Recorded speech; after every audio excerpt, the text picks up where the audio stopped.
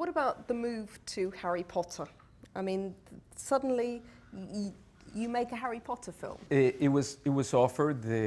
I received this offer. It was right after Y Tu Mamá También. After Y Tu Mamá También, I wrote with Tim Sexton the screenplay for Children of Men. Didn't happen. They didn't want to do it at that point. And I was left in a limbo. And it's when Harry Potter came along that I remember with Gael and Diego, we used to make so many jokes about Harry Potter. So I was making jokes about it, and actually I left this, I didn't really get into reading the script until I spoke with Guillermo. He was about to start doing Hellboy, and I said, laughing, they offer me Harry Potter, what the heck is this? And then he got really pissed off at me. He's saying, why are you saying that? Have you read Harry Potter? He says, no, I haven't. Well, you should read Harry Potter. And he started saying, you have to do Harry Potter. You should do Harry Potter. And then I read Harry Potter and fell in love with it. It was one of those things in which then Guillermo gave me the best advice. He said, I think you have to do Harry Potter. And if you do it, completely serve the material. Be humble and just honor the material and serve the material. Don't try to do your stuff. If you honor and serve the material, you may do a very personal film. And I understood what Guillermo was talking about. When you're just serving honestly, then just your personal stuff just comes through automatically. Was it difficult having Chris, who directed the first two films, kind of literally over your shoulder as producer of the venture? He was very respectful. He was very respectful. At some point, we have two different schools of thought in terms of cinema. Chris is a filmmaker that shoots a lot, covers a lot, and then sorts things in editing. I tend to do the shots I need, and it's very fluid shots, no close-ups, very wide. And at the beginning, I started shooting very wide. He was very concerned. He said, you don't have close-ups. You're not doing coverage.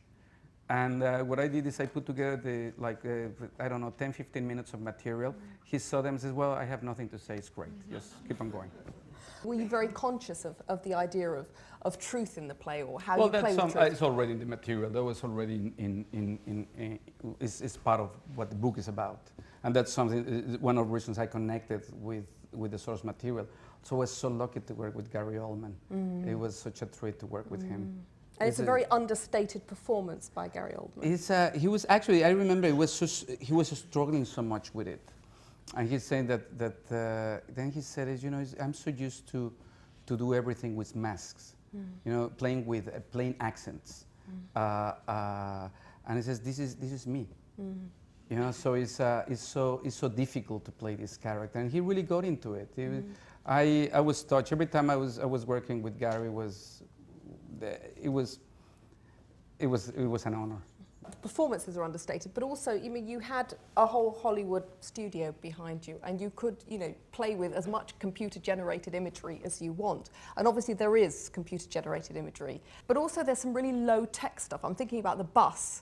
The night bus, which you did with cranking a camera, I believe. I mean, did you not feel, okay, I've got all this computer generated, I'm going to go overboard with all of this? Did you not feel the temptation was there? No, the other way, we were trying to downplay as much as, but the thing is so difficult in these films to downplay the visual effects. What we were trying is to integrate them as much as we could. It was all the time that approach. Now, and with the big help of Michael Serasian, the cinematographer, that went into more gritty lighting into the whole thing. But when you're doing these universes, you cannot escape visual effects. I was talking with Terry Gilliam the other day, and he was talking about King Kong, the original King Kong, the first King Kong. And he says that the beauty of that is that you don't see something completely well realized. So your imagination has to play a role in what you're seeing.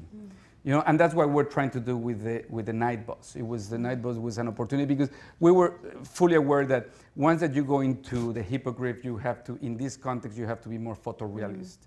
But in the night bus, we were thinking about how would they do it in the 50s. And we came to the conclusion that it would be something like that.